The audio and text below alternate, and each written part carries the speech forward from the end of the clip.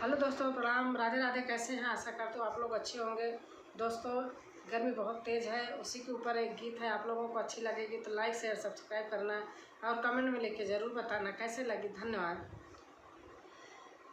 गर्मी के दिन आए हमारा पिया, गर्मी के दिन आए हमारा पिया, गर्मी के दिन आए हमारा पिया।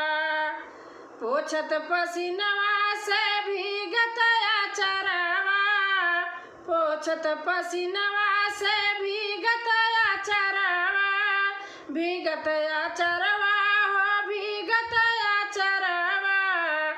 रही रही के अकुलाए हमारा जिया, रही रही के अकुलाए हमारा जिया। गर्मी के दिन आए हमारा पिया, गर्मी के दिन आए हमारा पिया। खड़ी दोपहरिया ना डोलई बायरिया, खड़ी दोपहरिया ना डोलई बायरिया, डोलई बायरिया हो डोलई ना बायरिया। घमवा आगे बरसाए हमारा पिया, घमवा आगे बरसाए हमारा पिया।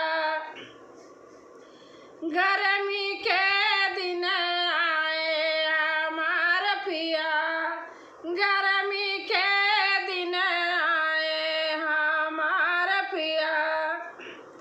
बिजली कटी कैसे ऐसी चलाई, बिजली कटी कैसे ऐसी चलाई।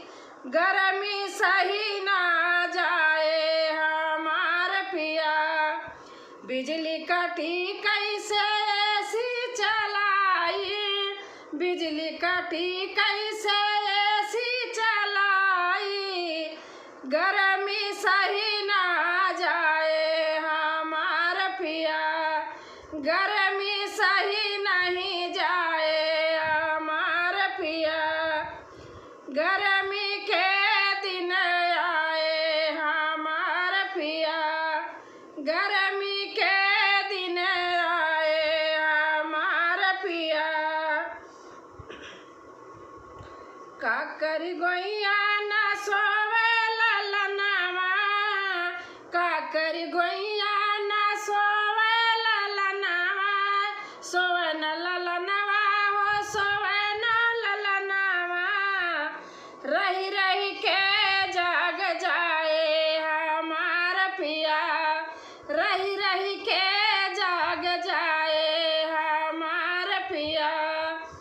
गर्मी के दिन आए हमारा पिया, गर्मी के दिन आए हमारा पिया, गर्मी के दिन आए हमारा पिया।